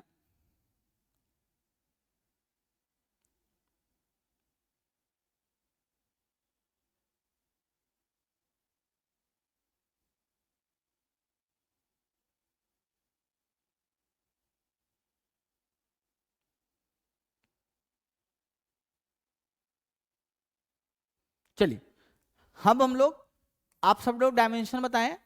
पावर की, स्ट्रेस की,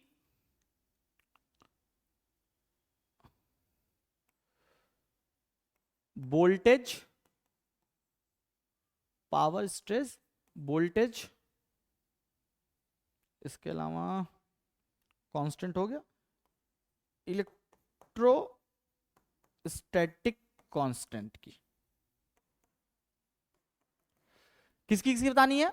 पावर की, स्ट्रेस की, और ठीक है बेटा, उसको ध्यान से मिल जाएगा, परेशान, PDF मिल जाएगा जिसमें भी 100. बाकी देखो बेटा, जो इक्वेशन सॉल्व होंगी वो आपको खुद से ही करनी पड़ेंगी. ठीक है, चलिए.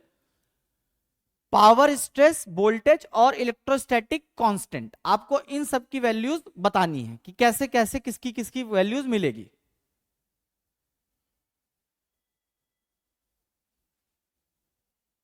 ठीक है, तो देखो पावर क्या होता है, वर्क अपॉन टाइम. वर्क क्या है, फोर्स इंटू डिस्प्लेसमेंट. वर्क क्या है, force into displacement upon time. तो फोर्स का डायमेंशन कितना आया था बेटा, mL2t-2, और डिस्प्लेसमेंट कितना था, L, और टाइम का t. टाइम का कितना रहेगा, t. तो कितना हो जाएगा,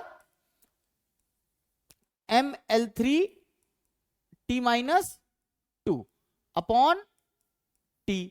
तो कितना हो जाएगा, mL3t-3, mL3t-3. स्ट्रेस क्या होता है बेटा,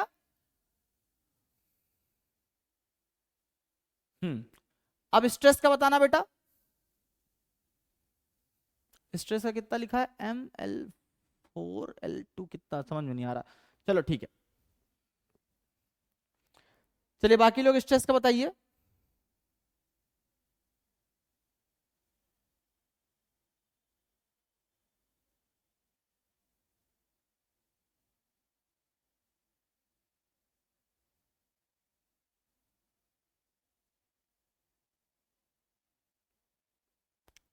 तो स्ट्रेस का होता है क्या, फोर्स अपॉन एरिया. स्ट्रेस का क्या होता है, फोर्स अपॉन एरिया. तो फोर्स का mL t-2 और एरिया का L2 तो कितना आ गया ML-1 T-2। बेटा ध्यान सुनना, हम लोग को बहुत ढेर सारे डायमेंशन निकालने होंगे, क्योंकि उसी के बाद हम, जैसे अभी हम लोगों ने इस पहला प्रीवियस क्वेश्चन किया तो उसमें क्या होगा, डायमेंशंस अलग अलग पता थे, तभी हम आगे क्वेश्चंस कर पा रहे थे। ठीक, अच्छा अब वोल्टेज आ रहा, वोल्टेज क्या है, V equals to potential difference है W बाई Q। तो ये थोड़ा सा इंटरेस्टिंग है, W का तो आपको पता है ऊपर ही निकल कर आया ML2 T-2, लेकिन Q क्या है, अब सुनना, यहां से निकल कर आएगा Q का, I equals to Q by T। तो Q equals to IT, I का एम्पियर और टाइम का T, तो Q का कितना हुआ 80। तो ध्यान सुनना, एक नया डायमेंशन हमारे पास इंट्रोड्यूस हो रहा है जिसका हम लोगों ने कम यूज किया है, वो है 80। ठीक, तो कितना हो जाएगा ML2 T-3 और A-1, ML2 T-3 और A-1। क्लियर। अब यहीं से हम लोग किसका निकालने जा रहे हैं, इलेक्ट्रोस्टैटिक कांस्टेंट का। किसका निकालने जा रहे हैं बेटा, इलेक्ट्रोस्टैटिक कांस्टेंट। वो कितना है F equal to K Q1 Q2 by R square. तो K इक्वल टू कितना हो जाएगा F R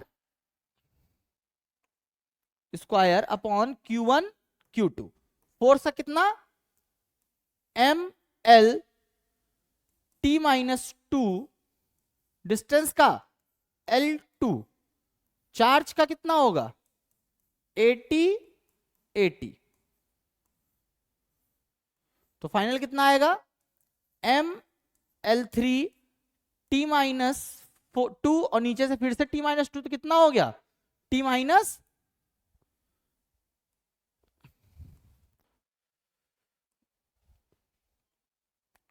ML-T-4 A-2। कितना हो जाएगा ML3T-4 A-2। कोई प्रॉब्लम यहां तक, चलिए ये 4 हो गए। अब इसके बाद अगला देखते हैं, अगले 4। ठीक है, चलो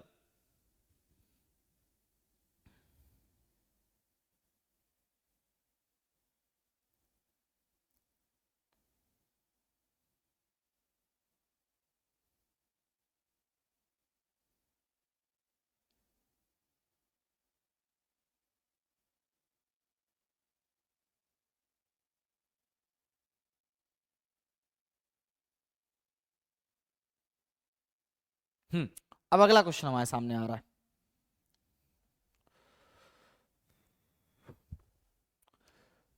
देखिए, check whether the following equation is dimensionally correct or not. Check whether the following equation is dimensionally correct or not. ठीक है, चलिए चेक करते हैं। तो हमारी इक्वेशन है S equals to UT plus half AT square plus MGH upon force plus mv square upon mass into acceleration. ठीक है, ये इक्वेशन आपके सामने आ रही है। जय हिंद बेटा। हाँ, अब ध्यान से देखिए इसको, लास्ट वाला फिर से समझा दीजिए बेटा। लास्ट वाला कौन सा, ये वाला इलेक्ट्रोस्टैटिक कांस्टेंट। देखो ध्यान से, फोर्स इक्वल टू फॉर्मूला है K Q1 Q2 by R square. हमें निकालना है इलेक्ट्रोस्टैटिक कांस्टेंट जो कि है K। तो K इक्वल टू हो जाएगा बेटा force into R square upon Q1 Q2। तो फोर्स का कितना ML-T-2, डिस्टेंस का L2, और चार्ज का कितना निकल कर आया था 80, Q इक्वल टू IT। तो कितना हो जाएगा बेटा A2 ML1 2 3 T-2 -3 -4 और A-2। तो कितना हो गया ML3 T-4 A-2। क्लियर हुआ बेटा। अब आगे देखो, आर्यन क्लियर हुआ इस चीज को। अब आगे आओ, ये एक इक्वेशन है लिखा है s equal to u t plus half a t square plus m g h upon f plus m v square upon m a. Clear है? ठीक, इसमें ध्यान से देख लो, एस जो है बेटा वो है आपका डिस्प्लेसमेंट, एस क्या है आपका डिस्प्लेसमेंट, टी आपका टाइम, ए आपका एक्सीलरेशन, टी आपका टाइम, एम आपका mass, G gravity, H height, V velocity. ठीक है, ऑलमोस्ट सारे हो गए। यू भी आपका क्या है वेलोसिटी। एक चीज ध्यान रखिएगा, पेपर में जब ये क्वेश्चन आएगा तो इस तरह एक्सप्लेन नहीं रहेगा कि एस डिस्प्लेसमेंट है, टी टाइम है, ए एक्सेलरेशन है। वहां पे सिर्फ ये लिखा रहेगा कि the notation carry their usual meanings. Clear है? चलिए अब इस क्वेश्चन को करिए, और एक चीज ध्यान से सुनिएगा, ये नहीं कि फट से इसको देखा और तुरंत आंसर बोल दिया कि गलत है या मतलब रॉन्ग है। चेक करना पड़ेगा। चेक कैसे करेंगे? वही सिंपल तरीका, प्रिंसिपल ऑफ होमोजेनिटी यूज करके। कैसे? कि अगर LHS की डायमेंशंस RHS की डायमेंशन के इक्वल हैं तभी हम लोग क्या कर पाएंगे, इन क्वेश्चंस को सॉल्व कर पाएंगे। क्लियर है बेटा? तो देखो LHS क्या है, सबसे छोटा डिस्प्लेसमेंट डायमेंशन L। अब आती है बारी किसकी, RHS की। तो RHS कितना है, UT plus half AT square plus MGH by F plus MV square upon MA। और ध्यान रखना F का मतलब, F यूजुअल मतलब क्या होता है, F का फोर्स। F का मीनिंग क्या होता है बेटा, फोर्स। क्लियर? चलिए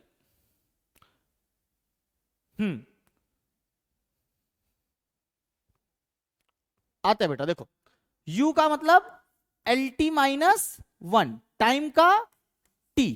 अब ध्यान से देखो, हमको सही करना है ना, तो एक साथ सबको करने की जरूरत नहीं है। बात समझ रहे हो? हम एक एक को अलग अलग सॉल्व कर लें।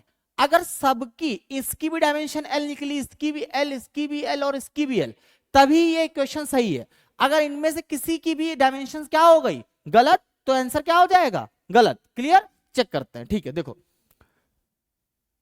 LT माइनस 1 तो कितना बचा, ये पहले वाले पार्ट का L, तो ये वाला पार्ट सही। दूसरे हाफ AT स्क्वायर, हाफ को हटाई देंगे, A का LT माइनस 2 और टाइम का T, उस पर स्क्वायर लगा, T माइनस 2 प्लस 2, तो क्या बचा L। ये वाला भी ठीक है। फिर तीसरा देखते हैं, M का MG का LT माइनस 2, H का L, फोर्स का MLT माइनस 2, तो M से M कैंसिल, T माइनस 2 से T माइनस 2 कैंसिल, L से L, तो क्या बचा, सिर्फ और सिर्फ L बचा। ये वाला भी ठीक। चौथा देखते हैं,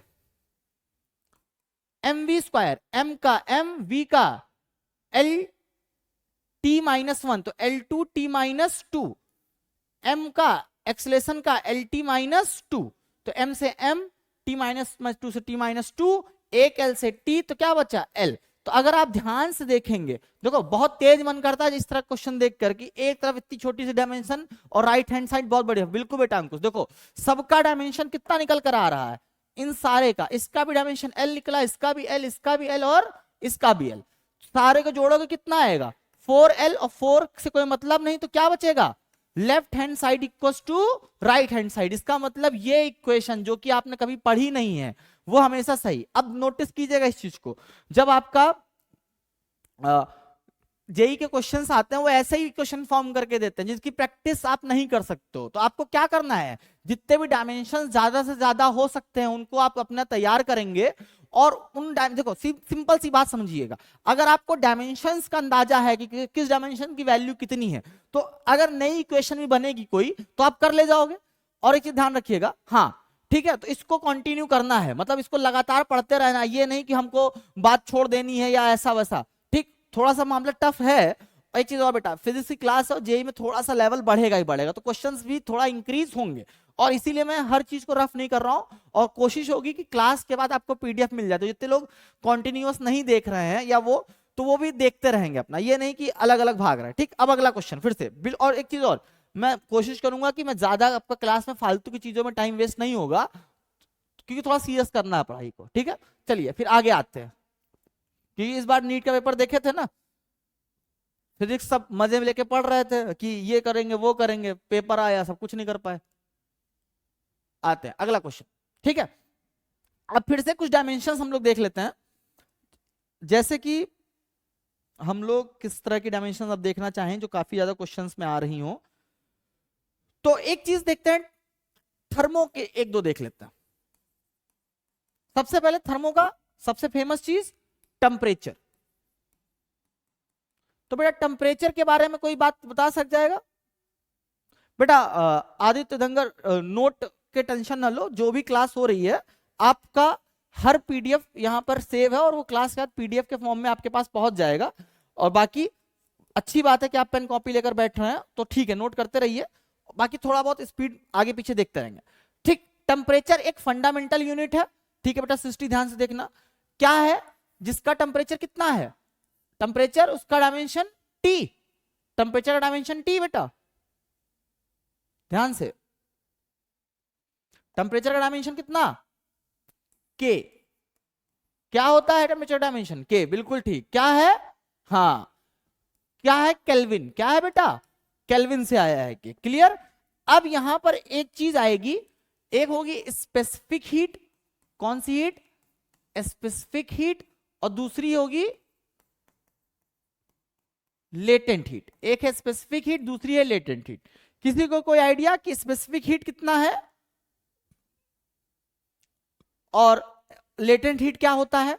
तो ध्यान रखिएगा, स्पेसिफिक हीट या लेटेंट हीट। फिर से एक चीज और, इससे पहले हम हीट समझ लें। तो हमने पढ़ रखा है ना कि energy neither can be created nor be destroyed, it can only be transferred from one point two another point, ठीक। तो लेकिन एक्चुअल में ध्यान से करके देखो तो कुछ ना कुछ एनर्जी लॉस होता है। तो एनर्जी का जो भी लॉस होता है मोस्ट ऑफ द टाइम किसके फॉर्म में लॉस होता है बेटा? हीट के फॉर्म में लॉस होता है। किसके फॉर्म में लॉस होता है? हीट के फॉर्म में लॉस होता है। तो हीट क्या है? एक तरीके का वर्क है, एक तरीके का वर्क है या एक तरीके का, जैसे आप अपने हाथों को रगड़ें तो वर्क कर रहे हैं, तो क्या जनरेट हो रहा है? हीट जनरेट हो रहा है। तो इसका डायमेंशन कितना है? mL2T-2।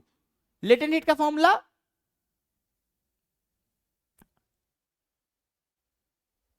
Latent heat and specific heat, ठीक है।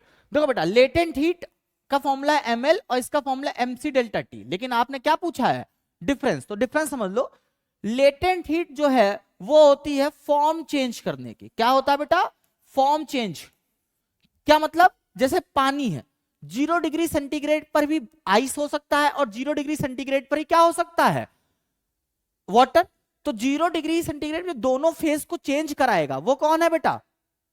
जो 0 डिग्री सेंटीग्रेड पर ही एक दूसरे को चेंज कराएगा, कौन है वो? Latent heat. तो लेटेंट हीट क्या? एक ऐसी हीट रिक्वायर्ड जो क्या करती हो? फॉर्म चेंज करती हो। क्या चेंज करती हो बेटा? फॉर्म चेंज करती हो।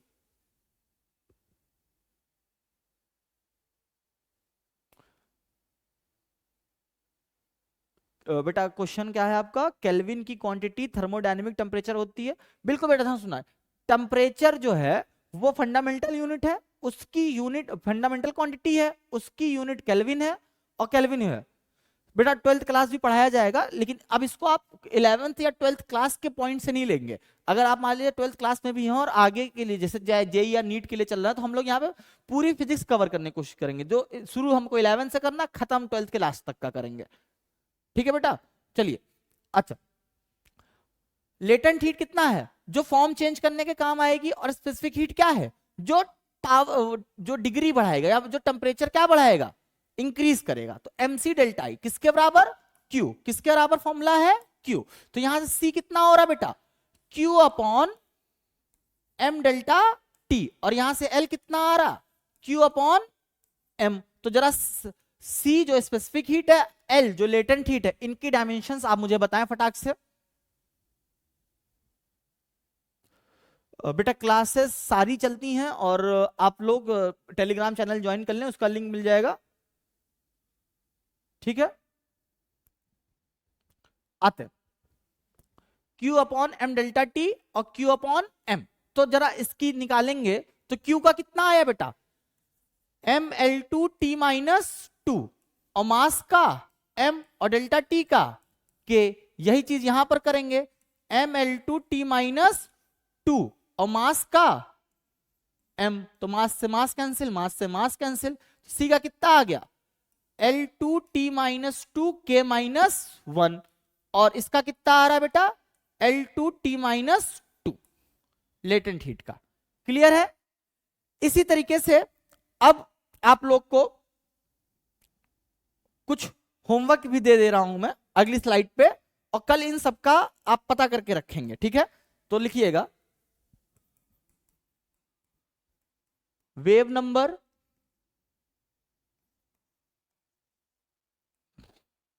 Moment of inertia,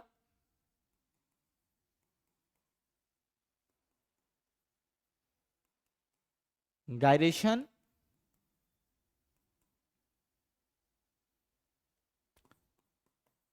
Stephen constant, Planck's constant,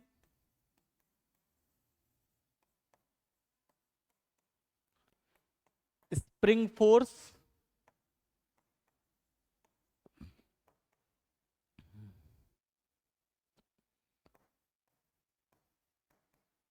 permittivity and permeability,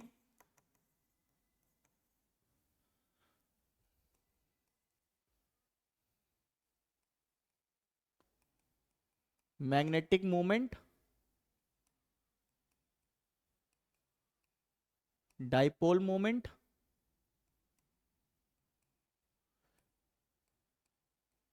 मैग्नेटिजाइजेशन, susceptibility, और जो पहले बोले थे 10 डायमेंशनलेस क्वांटिटीज।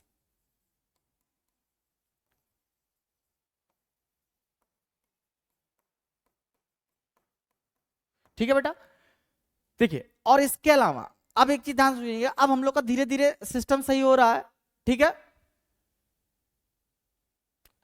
लाइट ईयर, ठीक है बेटा, चलो ध्यान से देखो, आप लोग अपने क्वेश्चन पूछ सकते हो।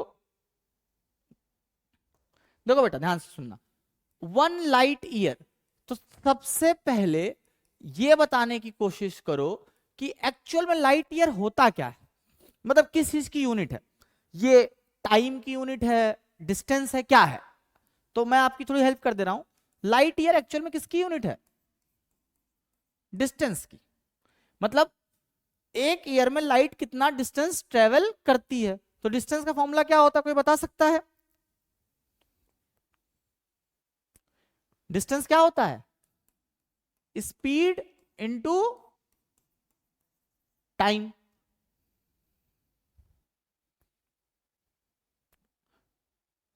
थर्ड वाला क्या है बेटा, एक मिनट, थर्ड वाला गायरेशन, GYRA, GYRATION, गायरेशन। हाँ बेटा, सप्लीमेंट्री क्वांटिटी भी, ठीक है?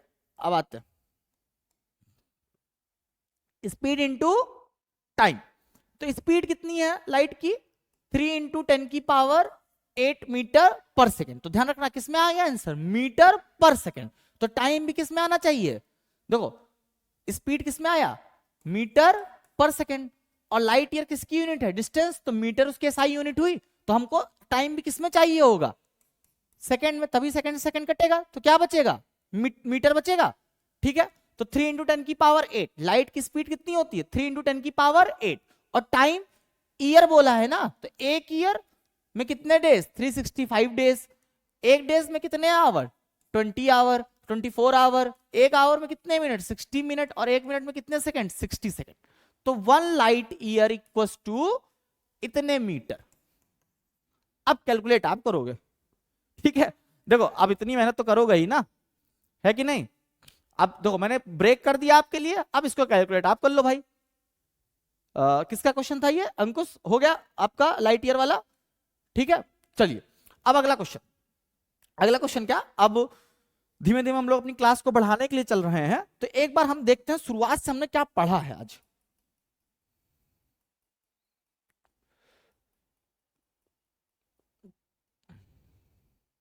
देखो सबसे पहले हमने शुरुआत की बात करी है कि फिजिक्स क्या होता है, साइंस ऑफ मेजरमेंट है या मेजरमेंट ऑफ एवरीथिंग है। ठीक है, मतलब क्या है मेजरमेंट किसका, सब चीज का क्या है, ये measurement of everything. Physical quantity क्या होती है, दोनों टाइप की फिजिकल क्वांटिटी, और उसके बाद फंडामेंटल यूनिट्स और डेराइव्ड यूनिट्स की थोड़ी बहुत बात हुई। ठीक है, ओके, ठीक है बेटा, हिंदी में भी बात होगा, आते हैं। दूसरे बात हमने किया कि यूनिट क्या होता है, अभी यहां ध्यान रखना इस पे, यूनिट कन्वर्जन इंपॉर्टेंट है, तो अगली क्लास में इसी पे बात होगी। अभी डायमेंशन और यूनिट कन्वर्जन बड़ा टॉपिक है, चलेगा। ठीक है, यूनिट कन्वर्जन इंपॉर्टेंट है। ठीक, मतलब one system to another system unit कैसे होगा। बेटा थर्ड वाला जो क्वेश्चन का होमवर्क वो गायरेशन है, क्या है, गायरेशन। ठीक है, अच्छा अब अगला देखो, यूनिट की बात हुई, किस तरह की यूनिट की क्या क्या प्रॉपर्टी होनी चाहिए, ग्लोबल होनी चाहिए, एक्यूरेट होनी चाहिए, कन्वीनियंट होनी चाहिए, इक्वल जस्टिस प्रोवाइड करती हो, कंसिस्टेंसी हो, और हर जगह अवेलेबल हो, ऐसा ना हो कि जो यूएसए में हो इंडिया में ना हो। ठीक है, अच्छा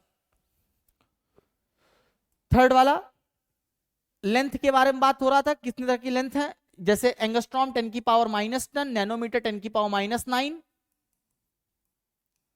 माइक्रोन 10 की पावर -6, इस तरह से बात करनी है हम लोग को। फिर डायमेंशन की बात होने लग गई कि डायमेंशन एनालिसिस क्या है हमारा, तीन फंडामेंटल डायमेंशन देखे, उनकी डायमेंशन निकालने की देखा, और फिर उस तरह से हम बात करते चले जा रहे हैं।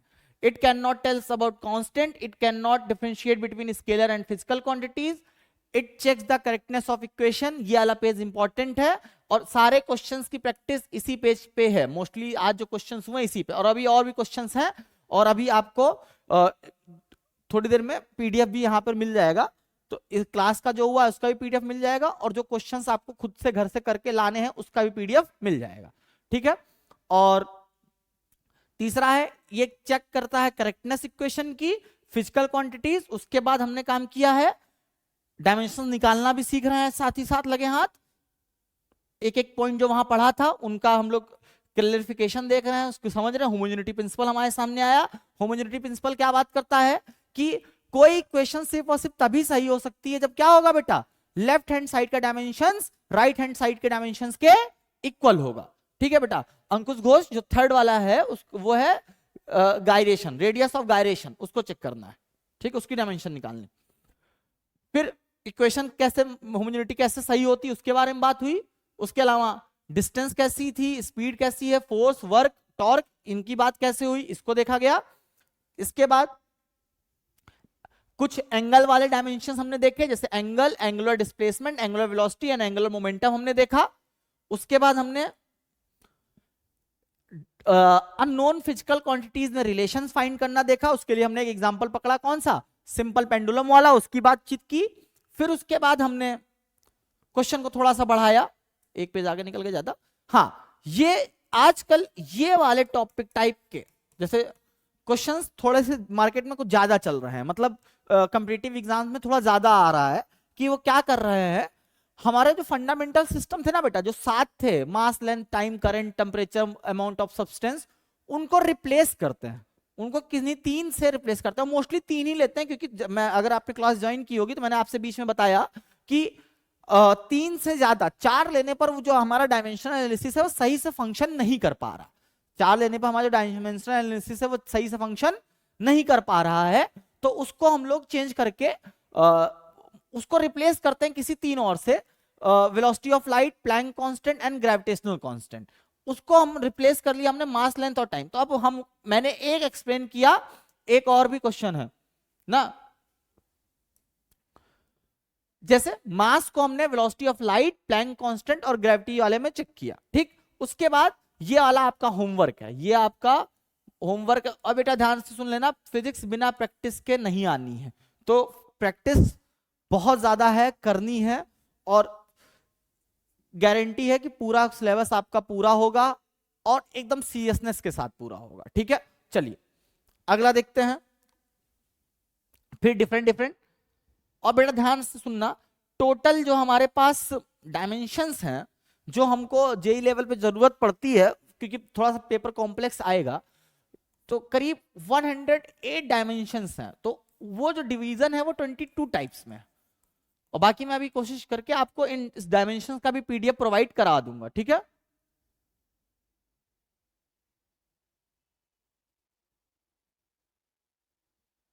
हाँ बेटा, इसका सही बोल रहे हो आप। तो बेस क्वांटिटी की तरह चूज किया गया है, उसको निकालो। फिर ये होमवर्क है आपका, और ये बच्चे का किसी क्वेश्चन था, 1 लाइट ईयर को बताना था। तो क्या, तो ध्यान से सुनना, इस तरह का क्वेश्चन ये एनडीए में और सीयूटी में बहुत आते हैं, इस तरह के क्वेश्चन जो थोड़े से ट्रिकी होते हैं। अगर आप हल्का सा भी गलत डायरेक्शन में गए, क्वेश्चन अभी थोड़ी देर में ही अपलोड हो जाएगा और इसी के नीचे लिंक में मिल जाएगा आपको, ठीक। बाकी अगर हो सकता है थोड़ा सा टाइम लगे, तो थोड़ा सा आप इस चैनल को लाइक सब्सक्राइब और शेयर कर लें, तो मतलब आपको थोड़ा सा मिल जाएगा, यही मिलेगा, परेशान मत होइए, ठीक है। अभी मैं देखता हूँ, थोड़ा आज पानी वानी बरसने लग गया था, तो इसी की वजह से थोड़ा सा प्रॉब्लम है। बाकी अभी देखते हैं, ठीक है। और परेशान मत होइए, आपको क्लास का भी पीडीएफ मिलेगा, आपको क्वेश्चन बैंक भी मिलेगा, प्रॉपर नोट्स भी मिलेंगे, क्लास नोट्स भी मिलेंगे, ठीक है। चलिए, थैंक यू वेरी मच। और जितने लोगों ने देखो ज्वाइन किया है, ठीक है, लेकिन देखो ध्यान से, कंप्लीट क्लास बहुत कम लोगों ने की है। तो पहली बात तो बाकी सब लोग भी कंप्लीट क्लास करें। दूसरा, जिन्होंने नहीं की है ज्वाइन सही से, वो अपना फिर से दोनों क्लास देख लें, ठीक है। ठीक है बेटा, thank you very much. Bye bye बेटा, गुड नाइट।